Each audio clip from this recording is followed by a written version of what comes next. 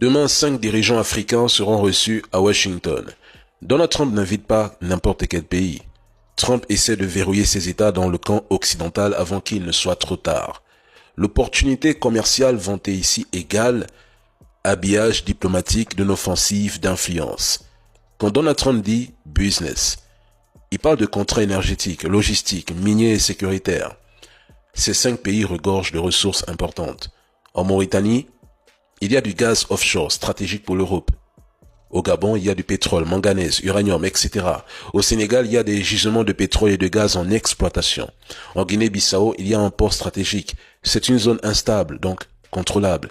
Et au Libéria, il y a des réserves d'or, de fer. C'est un littoral important dans l'Atlantique. C'est du néocolonialisme soft, version Trump déguisé en partenariat commercial gagnant-gagnant. L'Afrique est devenue un terrain de guerre froide et Donald Trump le sait. Il y a une guerre ouverte d'influence entre les États-Unis, la Russie et la Chine sur le continent africain. Trump veut contrer l'axe Moscou-Pékin en gardant une ligne de contrôle de l'Atlantique à la Méditerranée via ses pays tampons. Ces rencontres sont donc une contre-offensive à l'approche multipolaire qui monte en Afrique.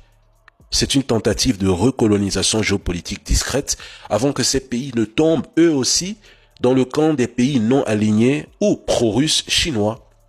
Les États-Unis savent que la France est affaiblie, détestée au Sahel, contestée en Afrique centrale et au Sénégal, la France est affaiblie diplomatiquement.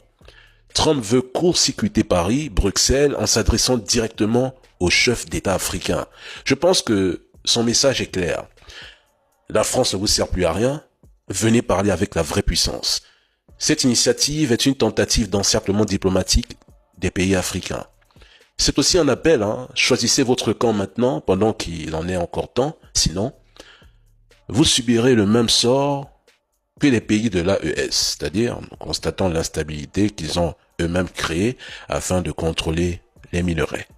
Non seulement la Russie a de nouveau attaqué l'Ukraine avec une intensité foudroyante dans la nuit du 6 au 7 juillet, mais Mark Rutte lâche enfin une vérité que l'OTAN et les trolls du net tentent de camoufler. Il affirme que la Russie a produit autant de munitions en 3 mois que l'OTAN en 1 an. La Russie se reconstitue à un rythme et à une vitesse sans précédent dans l'histoire récente. Elle produit désormais 3 fois plus de munitions en 3 mois que l'ensemble de l'OTAN en 1 an. Il confirme que la Russie a une capacité de production militaire très largement supérieure à celle des pays occidentaux. Ce qu'on dit ici depuis 2023, il ne le reconnaît que maintenant. C'est une preuve que la propagande a fait son chemin avant de s'essouffler. L'Ukraine n'était pas membre de l'OTAN, mais l'OTAN était en Ukraine depuis 2014, ils ne l'expliqueront jamais. Et aujourd'hui, l'OTAN est technologiquement en retard, dépassée et stratégiquement lente. L'OTAN est désarmée face à un adversaire qui ne joue plus selon ses règles. Elle a épuisé 40% de ses capacités en Ukraine. Donald Trump refuse de livrer certaines armes stratégiques à l'Ukraine. Pendant ce temps, le président Emmanuel Macron appelle directement Poutine non plus pour exiger, mais pour supplier une paix, un cessez-le-feu. C'est fini les déclarations martiales et les exigences dans les médias. Le mythe d'un effondrement économique ou militaire russe annoncé par certains dirigeants européens s'effondre à son tour. Et si Mark Rutte dit tout haut ce que beaucoup savent tout bas, c'est peut-être parce qu'il sait que le temps joue désormais contre l'Occident. C'est un avertissement que lance l'OTAN et, malheureusement pour eux, ils ne peuvent pas se réarmer avant 2030. Et sans les États-Unis, c'est plié.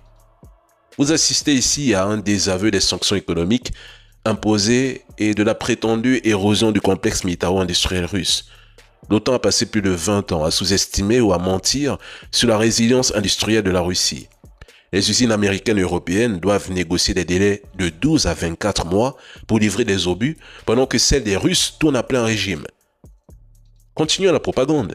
La vérité viendra nous trouver ici où tout a commencé. Nous sommes patients. Moi, je l'ai toujours dit la famille, je suis patient.